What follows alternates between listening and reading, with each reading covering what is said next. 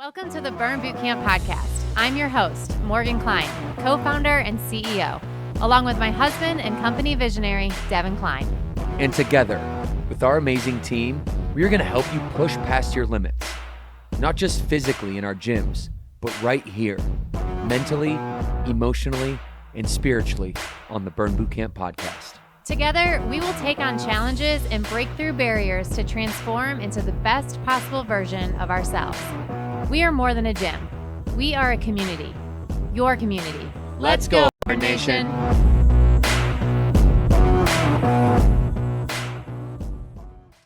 What is up, Burn Nation? It is February 26th, and you are back here with the Burn Bootcamp podcast. Your host, DK, and I have Trisha in the building today. We're missing our co-host, MK, our CEO. She was in the office when just working really, really hard when we left to come record today. But we're excited to be here. We've got a great lineup. We got 5 stories we're going to talk with you guys about today. Trisha, how are you today? What's going on in your world? I'm so good, Devin. I'm happy to be here. I have loved our topics lately on the podcast. It's all things that I'm super interested in just from a personal perspective, personal growth. So I'm digging it. Also, it's the beginning of the year. That vibe is alive.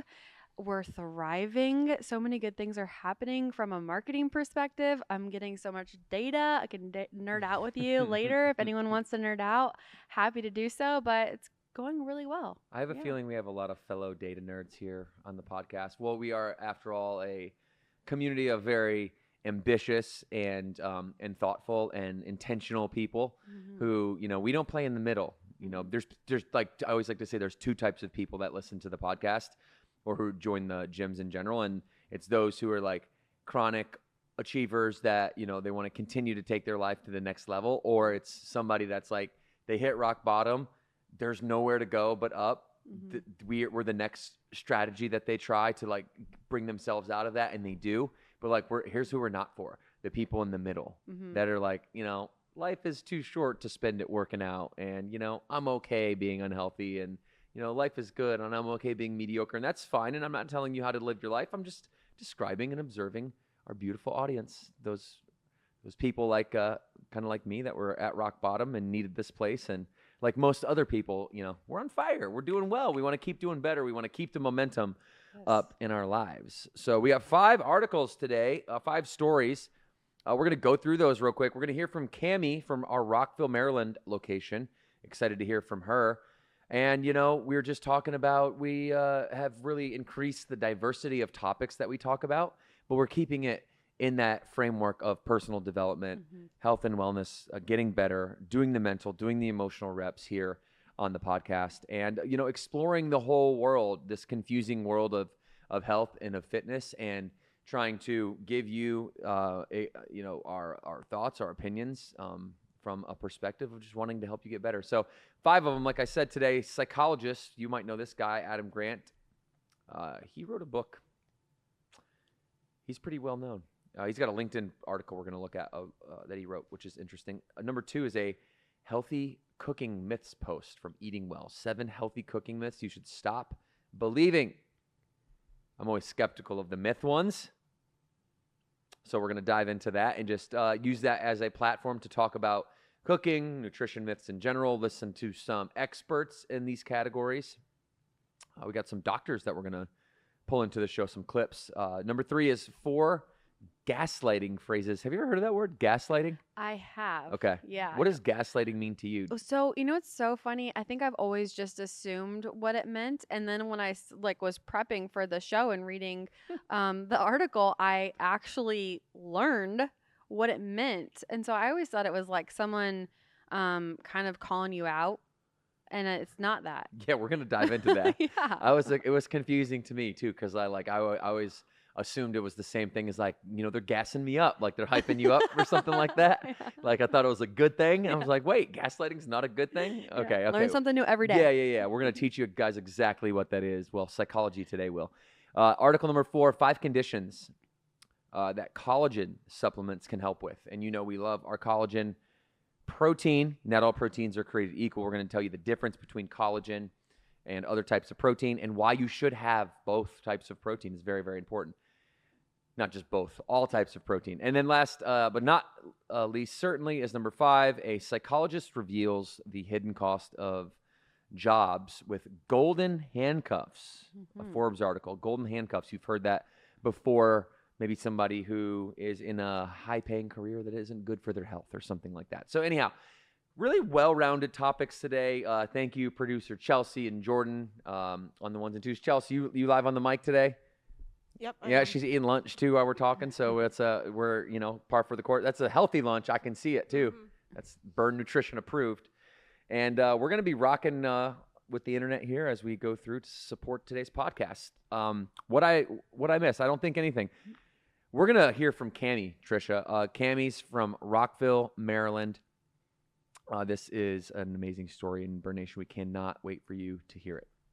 Hi everyone, I'm Cami Rodriguez with Burn Bootcamp Rockville. I wanted to talk a little bit about my transformation story that I just was able to share with this beautiful community. So I started with this gym in 2024 in January and immediately just started because big things were happening in my life. I was getting married. I really wanted to change the way that my body looked, and it took very little time for me to realize that this was the place that I had to come. Not only to help me learn how to love my body again, but learn how to love fitness again. I was an athlete my whole entire life, and as we all do in college, we stop athleting, and it was really hard to get back into fitness after that long plateau. And coming to Burn Bootcamp was the thing that I needed to reignite the fire in my heart for fitness, for working out, for being in a community that pushes you to do your best, to be your best, and to work hard. I am so grateful for this community. I'm so grateful for all of my amazing trainers at Burn Bootcamp Rockville. They have changed my life. Thank you so much, Cami, for sharing your story. One of my favorite things is reading transformation stories. Genuinely always touches my heart. No transformation story is the same, and we want to hear from you. And now we can do so in such a better way. If you go to burnbootcamp.com/transformation, you can submit your story. We want to hear from you. Please share how Burn has changed your life. It doesn't have to be about weight loss. It can be about anything that really touches your heart. So please go to burnbootcamp.com today/transformation and let us hear from you. We want to hear from you. Right, Devin? Yeah, absolutely. And so, Trisha, tell me what happens so I go to transformation, burnbootcamp.com/transformation. I want you guys to know how much Burn means to me. I hit go. I go fill out this. Can we show that form again? Because that website was just up. There it is. And so I'm going to go here. I'm going to fill out my name, my location, all my social handles, my email, and then I'm going to share my story with you. Yes. I can add photos, I can add videos, and then I submit that into Burn Bootcamp HQ, right? And then from there, what happens? So then we get to see your transformation. So right now, my incredible social media team, we're getting tagged with the transformation stories that you guys share from your locations. Sometimes you share them on your personal account. Let me tell you, we see them, we read them, we save them. And that's why sometimes you'll see them featured here on the podcast. And that's what we want to do. We want to feature you guys on the podcast. So we are sifting through those. We are reading them. We are engaging with them. So yeah, my team will get them on the back end, and then we'll be able to share them with producer Chelsea, and they might be featured here on the podcast. We might share them on social media. So yeah, we just want to hear from you guys. And your story is so inspiring. I encourage you like 1,000 times over to share your story, because we all think that our story isn't as powerful as it actually is, but we all have a unique one. And if you share it, you can at least help one person. And if you believe that you can at least help one person with it, then you should go to burnbootcamp.com/transformation and share your story. All right, you guys. All right, we're going to dive into the first article today. Psychologist Adam Grant. Have you ever heard of Adam Grant, Trisha? I have, yes. Okay, all right. I don't know where I've heard of Adam Grant before. I think it was his book. What was his book called, his big book? Chelsea, do you know what his first big book was called? Go ahead and look that up if you guys can, because I want to give credit where credit's due.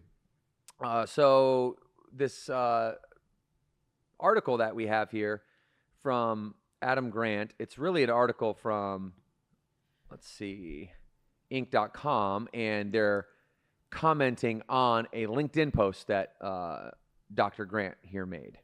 We're going to go over that LinkedIn post in a minute.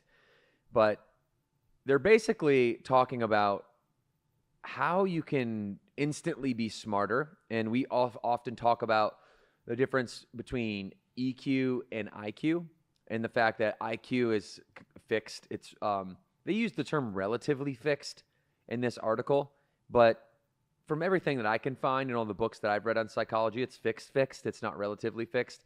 I think what they probably mean is that your IQ can get better within certain like confined domains, meaning if I play, for example, Morgan and I play Block Blast as like, okay, we play Block Blast like the same way you use coffee beans to cleanse your palate at like a perfume store. We do that for business meetings. Okay. Just play Block Blast real quick. I've never even heard of this. So Block Blast. Okay, so I can get better at Block Blast. I can get smarter at that game, but it's confined to that like domain. So when they say relatively speaking, I think that's what they mean is my ability to solve problems within that one domain gets better, but it doesn't translate to like a general IQ. But and they allude to EQ a lot throughout this article. It's actually an emotional intelligence article, and but I don't think they give enough credit to the fact that EQ is so malleable, and actually emotional intelligence is a skill. It's not something that's God-given. It's actually a skill. And, and let's go to the LinkedIn article, because the more I read this article, the less I like it. It's just kind of negative. Be less dumb. Okay, great advice. Yeah. So this one I like much better. Let's talk about this one. Okay. So if you're watching on the screen, go ahead, Trisha. Devin, the book that he has is Hidden Potential. He's actually got a couple, but one of his bigger ones is Hidden Potential. Okay, Hidden Potential. There you go, Dr. Grant. Okay, so how to become a critical thinker. Did you get a chance to dive into this LinkedIn? It's a pretty popular LinkedIn post.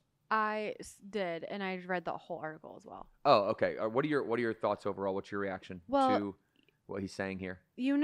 I'm very into EQ. It's something that I am working on very intentionally for myself. So when I first saw this article, I was excited to read it.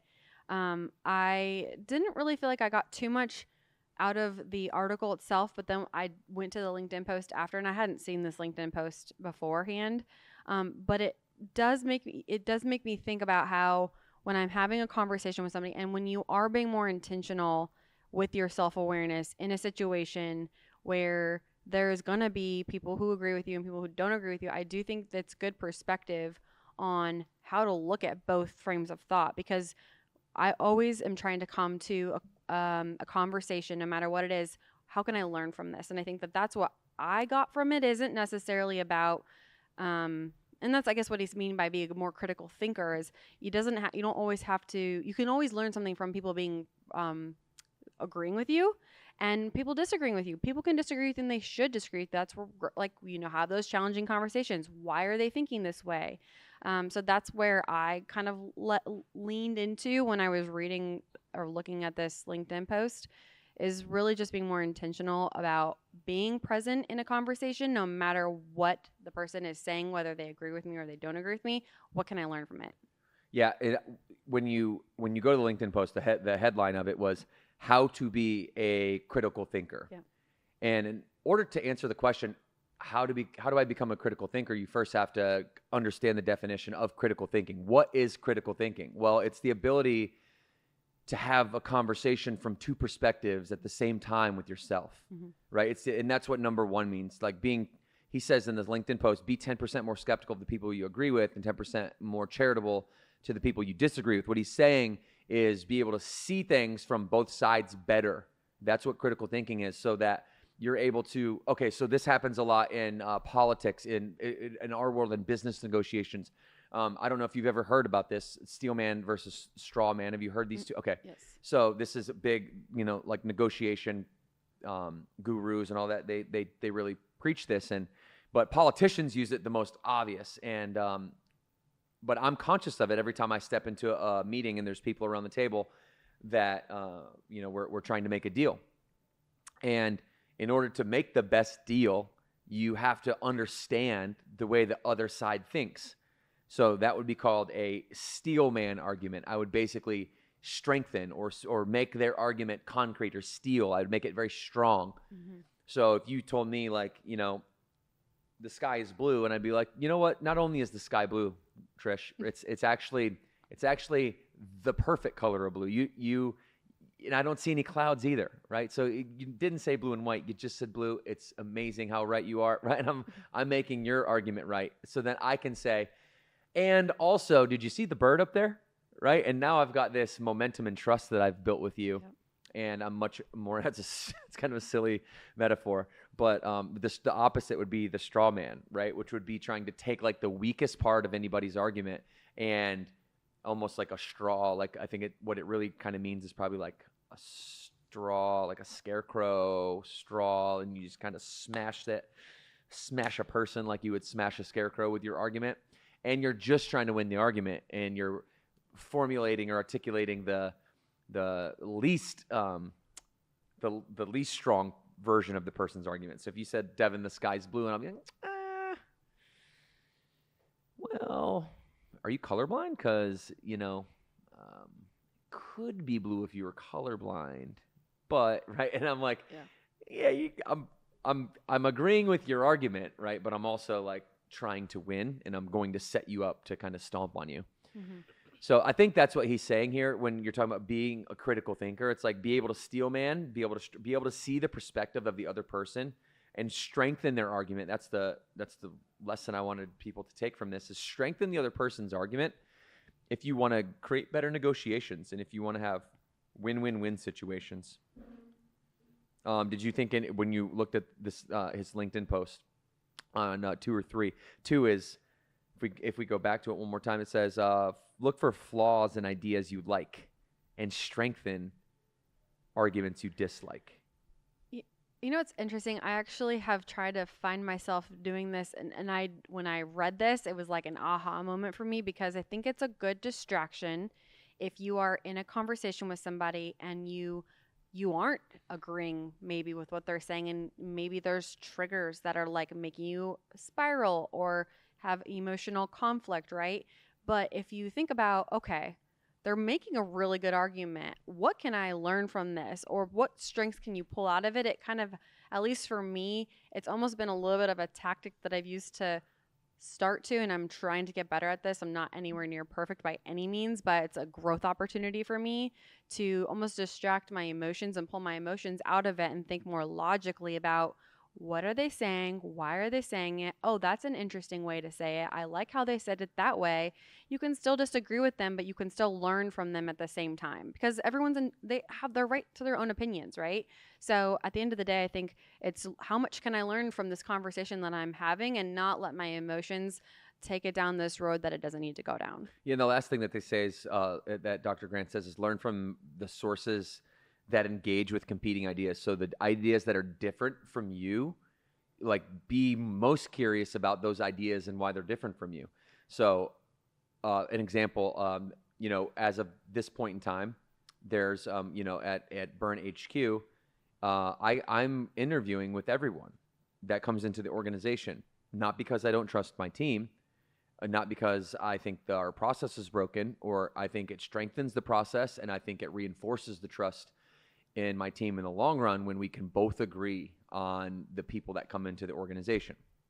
Sometimes there's 2 philosophies, right? If I'm sitting down with somebody, you might think like, well, first of all, you need to know that within 20 seconds, I already know right away. Like it's either a hell yes or a hell no for me. And I know within 20 seconds. And so if it's a hell no for me in the first 20 seconds, some people might think like, well, why would you then waste your time sitting there, and waste their time sitting there? Well, I'm just a big believer that I want to spend that full hour with that person no matter what, because they have information that I want and I have information that they want. And if we're able to have an open conversation, and even though we're not really going to agree at the end of the day, probably not going to end up working together, but maybe I saw some flaws in their ideas that I didn't like and we didn't see from a core value perspective eye to eye, but I really want to know what at this company, when you were coaching the franchisees this way, why did you do it that way? Oh, and he'd be like, what do you think about this? Or she would be like, and how do you guys do it? And we have this banter in this conversation because there's a mutual respect for the other side. Even though we're not going to work together, that doesn't mean you're not a smart person that can contribute to the conversation. And so that's just the way that I approach every interaction in my life. But, most people are going to lean away and disengage from competing ideas. And I'm always just wanting to know what could make me, my outcomes and the things that I'm responsible for, what could make those things better? And if other people have ideas to make my life easier, better, and add more joy and peace, I don't know about you guys, but I'm all for it. Well, I think that's interesting because, like, going back to the article, it does talk about the difference between arrogance and leading with humility. And I think what you're kind of sharing an example is you're able to lead with humility, which is hard to do. Like, I would love if you have tips for the people out there, because I know you've given me some, about having patience in when you're in that moment and you're like, this is a no, like this isn't going to work out long term, but you can kind of take yourself out and look at the 5,000 foot view of the conversation, know and have the respect of the other person, that what you just said, they want to hear from you. You can learn from them. That's leading with humility. So what tips do you have around that to get to that point? Yeah, I think humility is the unsung hero of all the people that I admire. Humility is like a core value. It's like a pillar to their whole like set of virtues. And I think it's important that we try to emulate the success that we see in other people, that we like in other people, that we try to emulate that. And by emulating success in others, we're going to take decades of mistakes and learn from it and turn it into, days of learning. And so I didn't even know what the word humble meant when trust me, before you knew me, there was not a lot of humility in my body, let's just say. I had to make it out of the gutter, and I had to go compete at the highest level at college and professional baseball, and do so with no resources, no backing, nobody to call. And that made me a very hard-headed, arrogant, in a sense, kind of had to be to like have enough blind confidence to push your way. I wasn't like super talented either. I was talented, don't get me wrong. I'm not saying like I was like a scrub that just like worked out and got there. I was talented, but there's people that were much more talented, right? That didn't get as far as I did. And so, I learned humility. My first lesson in humility is when I got released from the Giants, because everything up until that point had pretty much worked out for me from a baseball career perspective. So I get released from the Giants, and it's like the first time I actually have like grown man tears. Like, I'm a hard kid. I saw a lot growing up. Not a lot gets to me. But when your dreams get shattered kind of right in front of you, something you've been working on your whole life, it's like that pain almost forces you to look for something to ease it. And humility was one of those things. And then from there on out, I just always, I don't know exactly where I picked up the philosophy or the belief. I must have heard it somewhere. But I picked up the philosophy that sympathy is feeling for others, and empathy is feeling with others. And as soon as I learned empathy, that started creating humility, like almost symbiotically, because in order for you to feel with someone else, you have to get out of your own ego, which is the arrogant, humble side of you.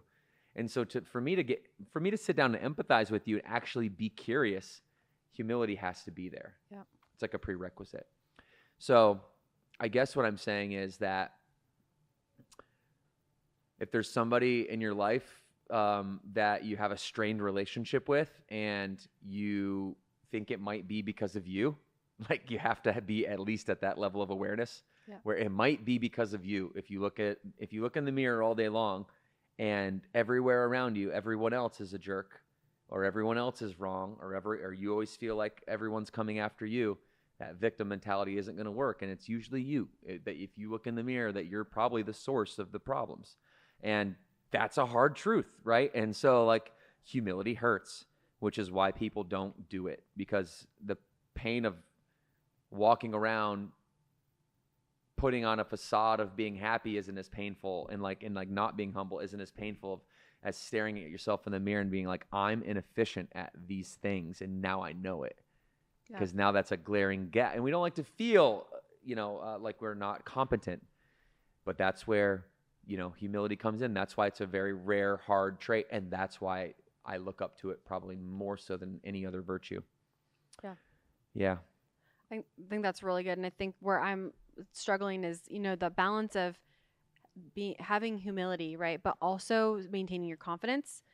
Because I think that for me, that's where I've teetered the lines of, I don't want to come across like I'm not confident, but I admire when I see humility in others, and I want to make sure that I'm not being arrogant, that I am also showing humility and empathizing, and I know I can do a better job, but I also don't want to come across like I'm not confident in my work, if it's a work conversation or whatever it is. So I think that that's where these types of articles and these conversations just bring more awareness, and we can all get better at all these things. So just little tips and tricks. And I think what you just said is really helpful for me. I always learn so much from Devin when he talks about psychology and emotional IQ or EQ.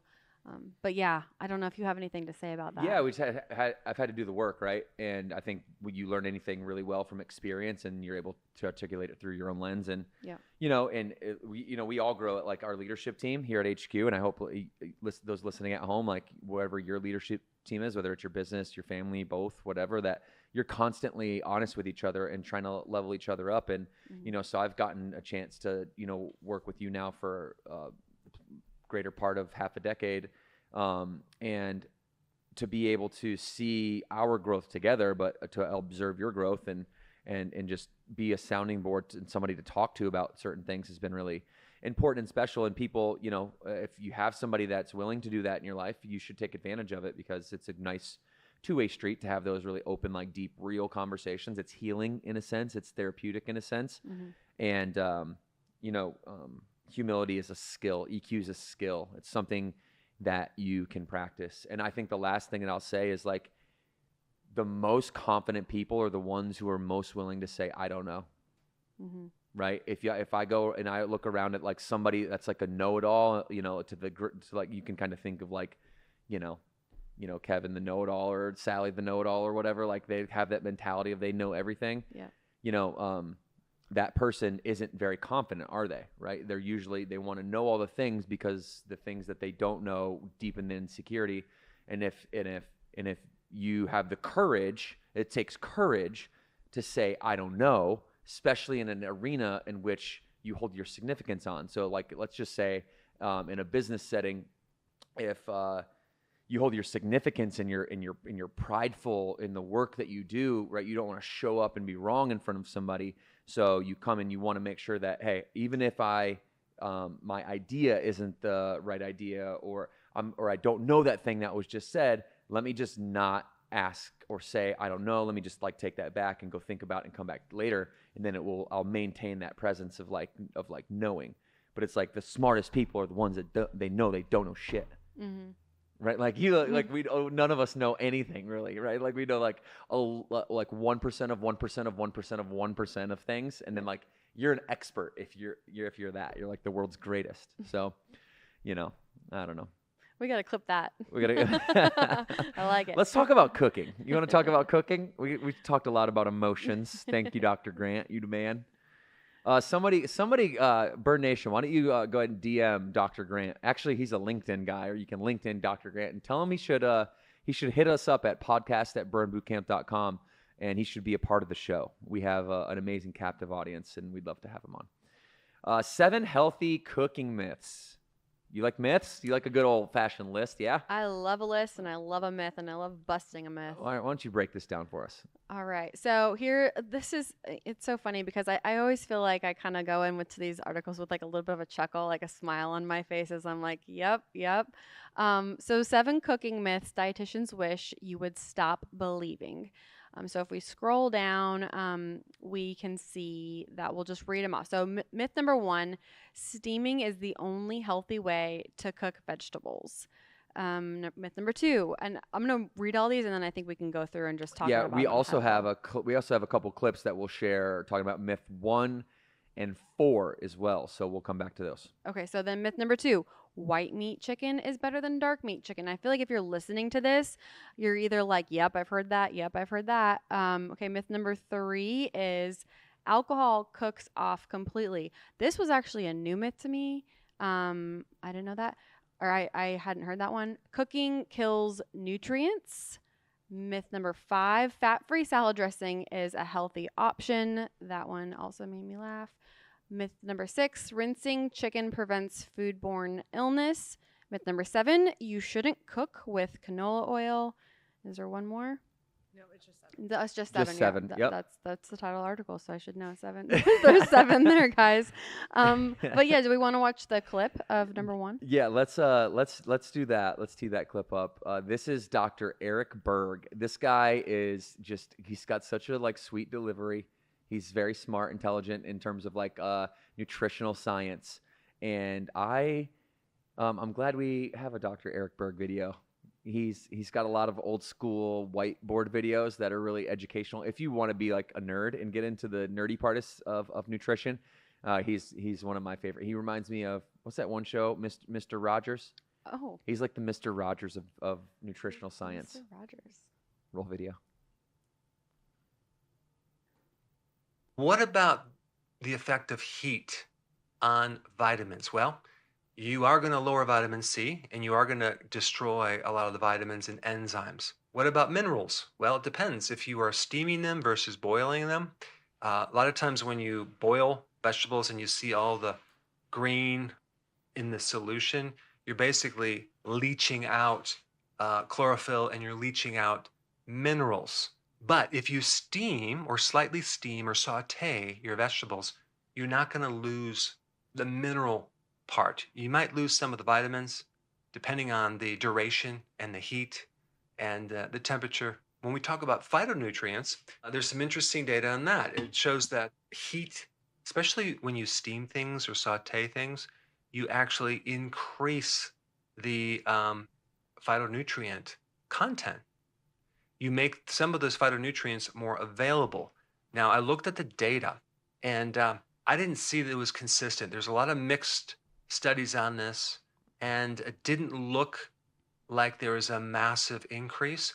There might have been an increase in phytonutrients by 18%, and yet other ones showed a decrease by 6%. It's a bit inconsistent because there are so many different phytonutrients and so many other variables, it's hard to tell. But the point is that cooking your vegetables might enhance the phytonutrients by a certain amount, but I don't think that is so significant that you have to really put a lot of attention on it.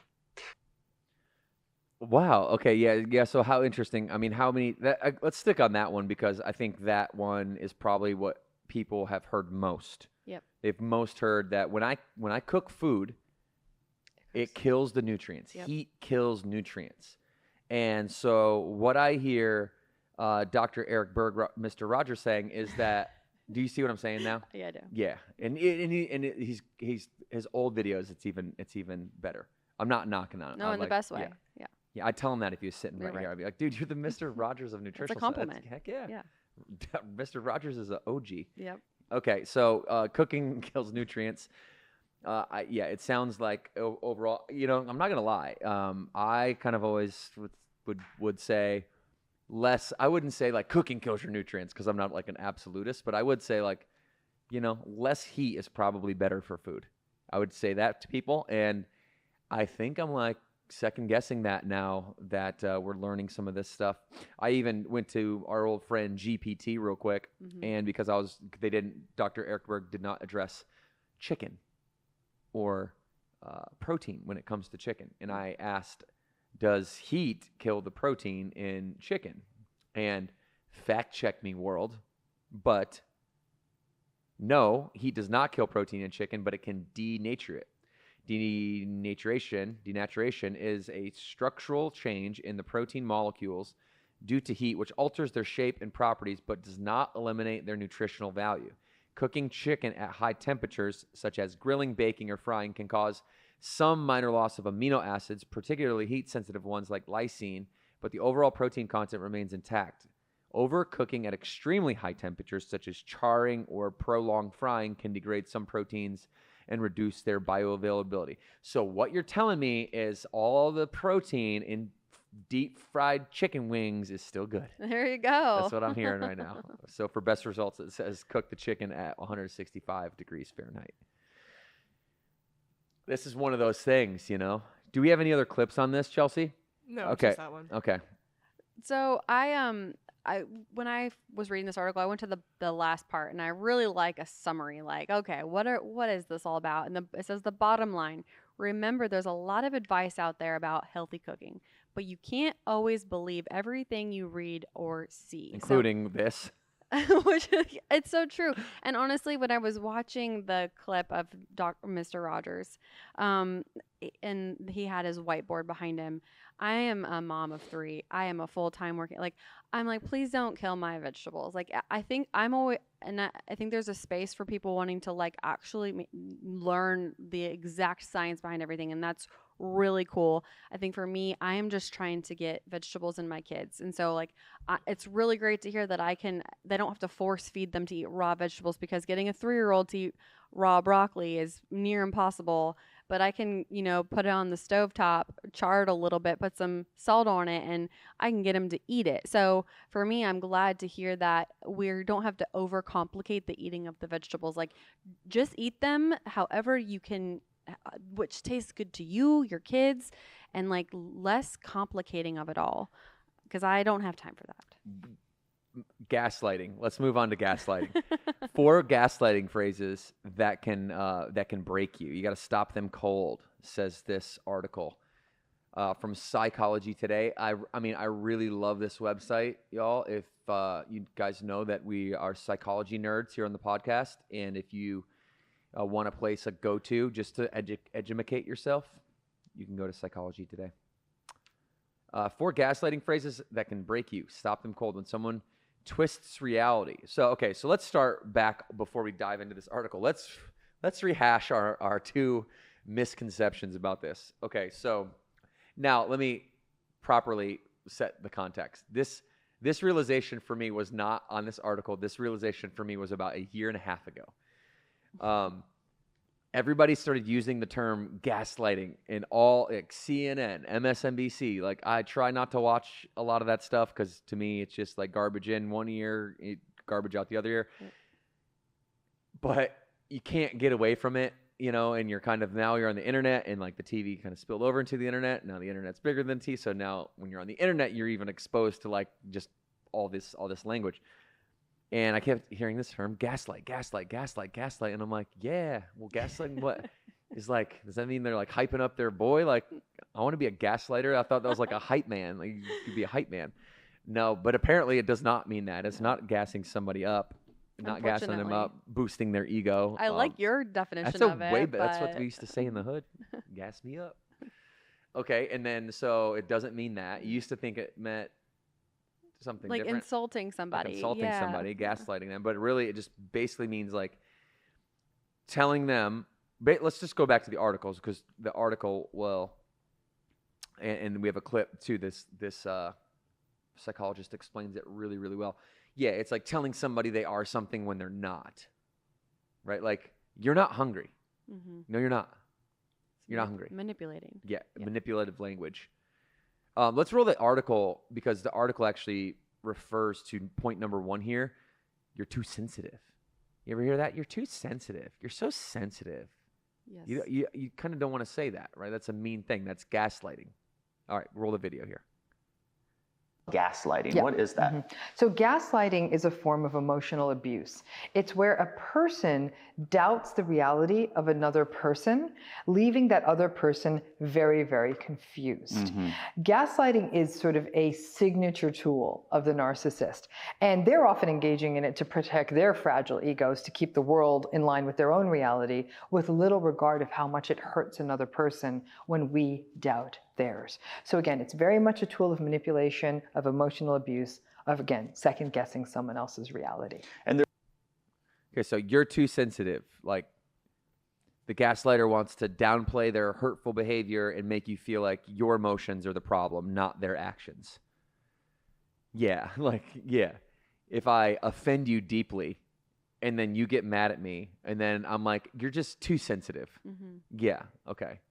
So that never happened. Like, a gaslighter attempts to rewrite the history and make you doubt your own memory. The scenario that this article gives, it says, Eric tells his boss, Janet, that she had promised him a raise after 6 months, but he responds, I never said that. You must be confused. Miscommunication. Yeah, so how much of that miscommunication is actually gaslight manipulation? That's a good question. It is. That's a really good question because I think this happens, and it's happened. Like, wait, did I say that? I don't think I said that. Morgan, did I say that? Guys, did I say that? Is there a thing where like Devin says the thing and people say Devin said it? Because I feel like I'm getting gaslit right now. I'm gassed up. Go ahead. What were you saying? Sorry. No, I think that that does happen, and for me, sometimes I'm in a situation I'm like, does that person actually think that they never said it, or are they? Now I'm going to be wondering, are they manipulating me? Like that's where I think that's where my brain goes, because I'm always going to want to think that the person has the best intentions, and then I shouldn't push back on them. But do they actually? Are they manipulating me? Ooh, I got a good one here. This is the everyone, everywhere, everything, all the time syndrome. You know, like somebody come up to you and say that. That's a good way of gaslighting somebody, right? It's to be like, everyone, everywhere I go, everyone all the time is saying this about you. Can you believe it? Yeah. How terrible is that everyone all the time is saying this thing about you? It's like, really, everyone? Yeah. Everywhere, all the time? Okay. Right. There's a term for that in psychology. Oh, what is that terminology? You know what, Chelsea? See if you can find it. Google psychology terminology for everyone agreeing with everything all the time and see what comes up. If it doesn't take you 20 minutes to type that in. But yeah, I mean, it's a real thing. It's like the catastrophic something or other. It's like catastrophe behavior. Like the sky is falling behavior. And that's extremely narcissistic. Yeah. So, okay. So then you're overthinking this is another one. Jordan tells her husband, Caleb, that she's been feeling like he's been distant lately. And Caleb says, you're overthinking this. Everything's fine. I have a question about that one. Okay. Because I do think, though, sometimes I need to be told I'm overthinking something. So I don't think that that's always maybe a manipulation tactic. I think it means, this one means everything's fine, meaning like you're overthinking this, but really what I mean is I'm under communicating this. Yeah. Yeah. And I'm gassing you up. I'm gassing you up. It's how you're saying it. Yeah. Yeah. Yeah. So tips to protect yourself from gaslighting. Number one, we already talked about it. Be a critical thinker. That's not even in this article. That's just be a critical thinker. Be able to have the ability to really just think for yourself and, stand strong and use your intuition sometimes. If you feel like you're getting gaslit, you probably are. That's what number one says. Trust your gut. Keep receipts, set firm boundaries, and seek out perspective. All right. Very good. Devin, the only thing I'm finding with what you asked me to Google was an ideologue. An ideologue? Yeah, someone who has a very strong belief or opinion and stubbornly sticks to them no matter what. No matter what advice is presented to them. Yeah, Mm-hmm. yeah. I'll keep looking for it, and maybe we'll come back to it. But there is a terminology. It has something to do with like catastrophic thinking or catastrophic thought patterns or something like that. Like I said, I tell people all the time, I only know any of this stuff is because I had to go through it myself. Like don't have a clinical background. All right, we're gonna go to, let's see, we're gonna go to 5 conditions collagen supplements can help with. And Chelsea, if you find that, bring it back up at the end. I'll circle back with you. Catastrophizing. Yes, catastrophizing. That's the one. That's such a good word. How did I forget that? That is a good word, actually. Catastrophizing. Yeah. You're such a catastrophizer. I'm very proud of myself for getting that good out right. Good job, that girl. Woo! I knew it was something like that. Yeah, I read it in a book a long time ago. I forgot what it was. My bad, y'all. That's why we got producer Chelsea on the internet, in the GPT. Okay, let's go to this article. 5 conditions collagen supplements will help you with. I love this because I want to educate you all on the difference between collagen and some other various types of proteins, and really all protein. At Burn, we're all protein all the time, baby. So we are gonna consistently dive deep into different areas of protein and let you understand what you need to be consuming to really give you well-rounded exposure to the right protein. Okay, so this is collagen. And Trisha, why don't you explain to us, let's just say somebody's coming to this podcast for the first time. They just joined Burn for, our winter promo and Commit to Fit. And, hey, I didn't know Burn had a podcast. I like Burn a lot, but what's their nutrition philosophy? Wait, collagen, what's that? I don't even know what that is. Can you give us like a intro level 101 collagen? Yeah, so collagen, there's different types of collagen, which you don't really need to like get into the weeds on if you're just trying to learn the basics. But what our collagen specifically is, it promotes not only healthy skin, but also joints and bone health. And it also has protein in it. And that's like the main foundation is the protein in it. So when you think about, especially as you get older, you need that extra supplement in your body to help with bone density. You need it to help with joints. And what this article gets into is like the why behind it. I mean, we all do. I'm a girl. I do a lot for my skin and nails, right? So why would I not want to think about what are the benefits of adding a supplement like collagen to my routine? What can that do for me in the long term as I think about longevity? Because that is what we are all about, is setting you up for success for the long term. It's not a quick fix. It's not something that, you kind of put in your diet and then you take out. It's something that you should supplement daily. I supplement it daily. I put it in my creamer every single day. I think it makes my creamer taste better with my coffee. And then it also gives me officially 9 grams of protein in one scoop.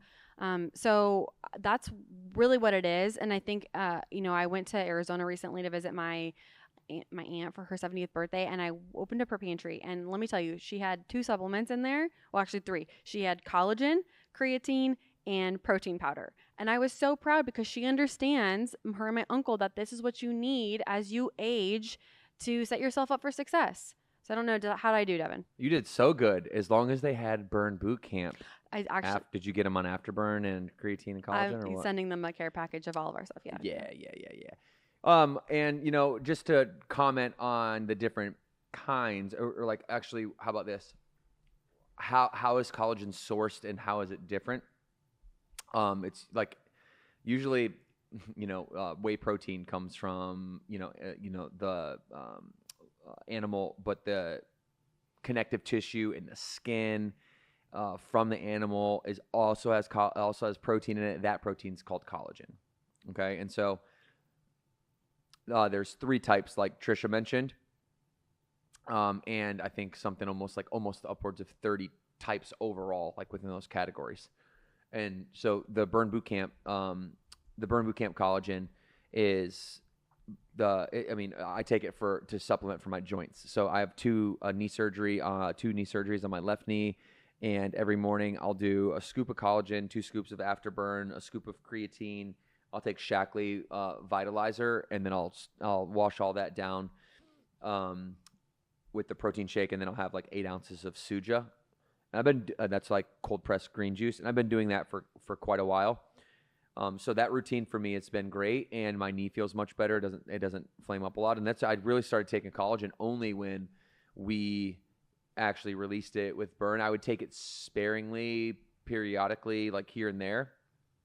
And Matt Morris was really the one that he got me on it. I was originally, one of those people that was like, you know what, I'll just get my protein in through my protein powder, like a true meathead would, and I'll save the skin and nail and hair, collagen for people that care about their skin and hair and nails more than I do. But and I didn't once I started doing more research into it and realized how good it is for your bones and your joints and your blood vessels. I mean, it's vital. And my left knee it rarely is even or bothers me anymore.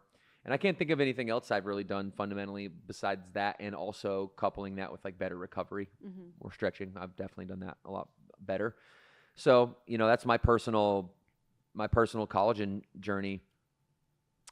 This article it goes into like more like deeper long-term medical conditions like osteoarthritis, osteoporosis, sarcopenia, atherosclerosis, ulcerative colitis, and it's kind of takes the science-y type angle too. So, you're talking about like underlying inflammation and how collagen can help with that. So, just what we hope to do today is just open your mind into the fact that there are not all proteins are created the same for the same purpose, and it is wise of you to consider getting some collagen into your diet because it's foundational to human health. Cool. I just quickly, there's been like memes going around because it's really cool that maybe it's just my algorithm, my Instagram, but the importance of protein. And there's this meme that I keep seeing that's like, had to quit my job because I'm focused on getting so much protein, and because you have to get like a gram. Can we find one of those memes? It's so funny. It makes me laugh every time. I've seen it like 10 times and I still chuckle. But when I read this article, I was like, this is a prime example of like, it's 9 grams of protein. Check, while also getting other benefits in addition to that. So you should be focused on getting your protein. This can help support that journey. But yeah, if you've seen that meme, you know what I'm saying, and you're probably laughing because it's funny. It's true, because you're like, okay, how much more protein do I need to get today? Yeah. Okay. So maybe we could pull that up. We're trying to. I have something here. Oh, is this the one? Okay, try it. This is a different one, but Okay. it's just a meme on. Me on a Friday night trying to get enough protein while everyone else is out partying. I don't know if it'll play. No. Okay. No, we'll move forward. We'll look up that meme. I'll look out for it. Oh, now that we're talking about it, it'll probably instantly be in my IG algorithm as soon as we leave here. Okay, so we're going to round out today with talking a little bit about career, a little bit about business from the psychology point of view. So a psychologist reveals the hidden cost of jobs with golden handcuffs. And here is the article. Trisha, when you think about golden handcuffs, what's your reaction to that? Let's define that, and then we'll move on from there. So I'm going to be honest with you. I hadn't really heard that term before looking at this article. It's not, or maybe I had, and I just hadn't really thought too much about it. So to me, I was actually learning something new. I mean, obviously I understand the idea of it, and I've heard about, people who have these high paying jobs who are really just in it because of the salary component, and they don't actually feel any sort of personal development. If anything, it's actually more of a negative on their personal, because of the job. They don't like it at the end of the day. They're just literally in it for the paycheck. And I think that that's sad. Yeah, definitely. We have a video clip that we'll talk about. I think it starts at, here it is right here. So pull it up. It says How Many Works, which must be like the name of the YouTube channel, discusses the idea of golden handcuffs and how they can bind people to the job they don't want. Let's listen to this take, and then we'll react to that take and the article. Golden handcuffs is a phrase that is all too familiar amongst high-income earners in corporate America. Top talent is quite rare and hard to find. It is also expensive. Most senior executives and advanced specialists are not performing at their best for 6 to 12 months after starting with a new company. It takes time to learn new systems, new names, new projects, and a new culture. This is a problem because most people at the top of their careers will know that long-term, it is financially much more rewarding to change jobs every 2 years. Companies do not want to pay people like this for 12 months of training just for them to jump ship as soon as they get a better offer, so they set up incentives for them to stay. This mostly comes in the form of deferred payments or bonuses that are only received for work done some number of months in the past. A high-income earner will always get their base salary, but bonuses in certain roles can be as much as 4 times that base pay. A great deal for you if you can land this type of job and perform well in it. The only catch is that these bonuses are paid out to you at some point in the future. If you quit before that time, you get nothing. Of course, the sinister part of this is that by the time you have worked long enough to get your bonus from your first year on the job, you will have 2 more years of bonuses in the pipeline that you will be eligible for in another 2 years' time. It is very easy to get stuck on an endless career treadmill, chasing a carrot that is always a few months away. Companies have other tricks to keep their top employees around, and this can often lead to people working in jobs that they hate. Working jobs we hate, so we can buy shit we don't need. Even if they don't need to, just because they would feel silly quitting now and leaving a bunch of money on the table. People in certain finance communities call this one more year syndrome, as in, one more year, I will get that big bonus. One more year, and I will be able to afford a vacation home in retirement. One more year, and I can fly business class on all of my retirement vacations. One more year, and I will have a bit more financial security in retirement. There will always be reason to work just one more year, even for those people that do not really need the money to support themselves anymore. Okay. So it was an interesting article because there's all types of nuances in there. When I think of the term golden handcuffs, I definitely like the most wealthy people that I know are the people that he was describing. The people that they've been not have started the company, because those people are very few, further and further between, right? But it's the people that were the 2s, the 3s, the 4s, the 5s that stayed for 3 years, 5 years, 10 years, 20 years. Enjoyed liquidation, enjoyed a vesting of their equity. Like, how many people I know that have actually done the exact opposite of that and like had actually stayed 1 more year, 2 more years, or 3 more years, and then like it actually did come to fruition is a lot more common than this gentleman here making the video. He seems like he might be a little bit bitter because that didn't happen for him or something like that. But at the end of the day, golden handcuffs more so to me means the following. Not, you can have some type of golden handcuffs scenario in corporate America, but the golden handcuffs have to be like a bigger oxymoron to me. It has to be like, the handcuffs part of it sucks, but the fact that they're gold makes you rich, but you can't do anything about it because you're handcuffed, right? To me, that's like the field of bartending, for example. It's a lifestyle in which if you live that lifestyle, you can't have a family, right? And or it's very hard to have a family. How about that? That's not fair. You're probably not hanging around people that are the best influence for you. You make killer money. You've created a lifestyle. You make 100 to 150 grand a year bartending, right? And you're the best bartender at, the Hoppin' Bar in Uptown or something.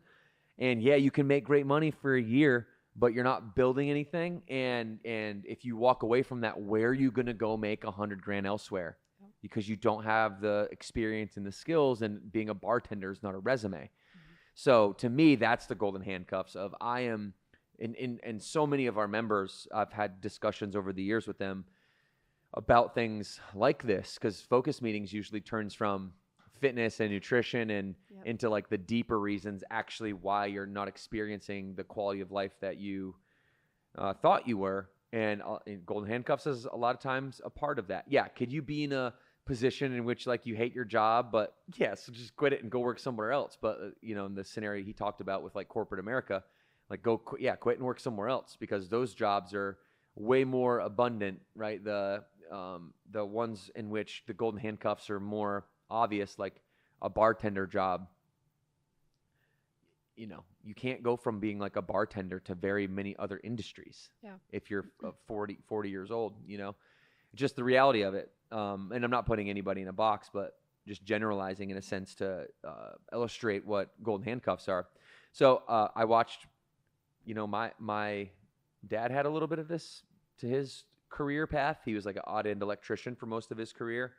He would make good money doing it, but he wasn't licensed, right? And so all of his money would come under the table. And so he had this scenario in which he was getting under the table money, which was like, illegitimate money.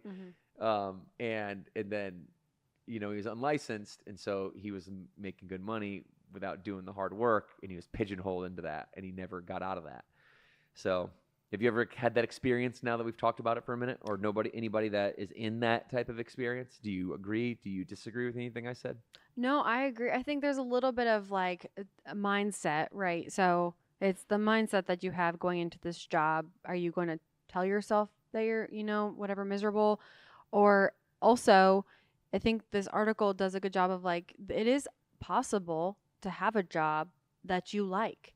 It's not impossible. So I think that that's also a good takeaway, is having the awareness of, yeah, you can get stuck, because I know how easy it is to get stuck. And I'm thankful that I'm not in that position right now. And I'm not just saying that. I genuinely am. I love my job. I love what I get to do. It's fun when we get to interview people and they ask me why I still work at Burn Boot Camp. It's because we get to help people change lives. And so I don't feel like I'm in that position, but I know, and I've seen people in that position of the one more year, I'm almost there. And it's hard to get. It's almost like an addiction, like, right? Because you're addicted to the chase of feeling that like you're gonna get there, like, which is cool because you don't want to give up, but it's a bad addiction, especially if it's then transferring into your personal life. And if you go home and you're a miserable human being because you don't like your job, it's like this ripple effect that's then, going to put you in a spot to where you then pick up bad habits because you're trying to overcompensate for being unhappy in your career. So I think it's really going back to the focus meetings that we've had about, and anyone that's listening, you probably maybe are in that now or a moment in your life, or someone who had that aha moment of, I've got to get myself out of this toxic situation, because it's not just hurting me, but now it's starting to hurt other people around me, because I am not being the best version of myself. And you kind of have to root cause analysis it, right? Like, why am I doing this? And if it's ultimately because you're the golden handcuffs, you got to figure out a way out of that, and kind of come back with a work back of how can I fix this. So I think that's like a lot of words of how I feel. And again, thankfully, I'm thanks to you guys, I'm not in that situation. Yeah, and I'm thankful to have a company in which people want to be here, and that's that's an important thing. So if you are in that situation, what do you do about it? Well, let's think about it logically. The first thing you need to do is you need to have a cushion, and you need to keep yourself emotionally comfortable by having money to pay your bills. So you're going to keep working this job that you don't like for the next 3 to 6 months. You're going to eliminate everything that you're spending discretionarily that you do not need to. And if you want this bad enough, then you easily are willing to do that. So then you put all that money aside, scrub your expenses. Anything that is a want to have and not a need to have, you need to cut it and put it in a bucket that accumulates. You're going to call this like your exit fund bucket for your current job. And you're going to load that thing up with 3 to 6 months of expenses. So that way, when you do finally go to move on, you got 3 to 6 months of living expenses before you're broke again, pretty much, right? And then you want to build a parallel skill set while you're building that exit fund. You want to if you're a characteristic of the golden handcuffs is your skill set doesn't translate very well anywhere else. Oftentimes, like, and this might sound crazy, but there's a lot of professional athletes that are in golden handcuffs because they're stuck. Like minor league baseballers are like the perfect example. They're stuck in this chase of this, getting this basket of gold if they finally make it to the big leagues. But you're going to make dog crap money on the way there, and you spend all of your 20s trying to make it, and all you do is play baseball, throwing a little leather white ball across some green grass and getting dirty, like that's what you do as a for your skills. And so now you don't have any skills, and now you can't go out and play, and then you get depressed. And a lot of professional athletes, they kind of call it peaking in high school is like a common way to say that, or your athletic prowess was your peak. Yep. And the guys that I played with that were successful, including myself, we didn't have a plan B, but we always had a parallel interest, that kind of went along with it. Mine just happened to be fitness, which has helped me with baseball too. So yeah, just some 2 cents on getting out of it if you're currently in it, y'all, because it is your decision. You're not stuck. You're never stuck. Yesterday's circumstances ended when you went to sleep last night, and so you get to wake up this day and the sun will rise, and that's an indication that you have the opportunity to make a decision that will better your life. All right. Any closing words on that one, Trisha? We're going to get the folks out of here in a moment. Any closing words on that one? Oh, I would just say it kind of goes back to the first one of finding someone that you can lean on, right? I think that all goes back to like find your community, find your people who you can trust, who you can have that conversation with, who will have your back and support you through it. So that's how I would end it. Is like going back to what we talked about at the very beginning. All right. You heard it, people. We got National Protein Day. That's happening tomorrow. Tomorrow is National Protein Day, the unofficial holiday that we're making it official for all things protein packed. Protein helps build lean muscle mass, giving you the strength and energy you need to push your personal records to new heights. At Burn, we're giving you obviously always challenging camps, and these challenging camps require at least listen to me, 100 grams of protein at least every single day. And if you need help reaching that goal, we got you. Afterburn Protein powder and bars are here to rescue the day. You'll feel fuller, longer, and not to mention it is absolutely delicious. And we talked about our routines already on the podcast, and you can get that in gym and online. All right. That is it for us today here from Burn Bootcamp HQ and the Burn Bootcamp podcast. Trisha, thank you for all of your wise words and direction and input today.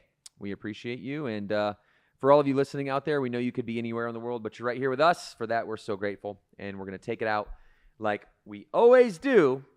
And then you're going to go review on Apple and leave all your positive comments so we can help more people. 2 claps on 2. 1, 2.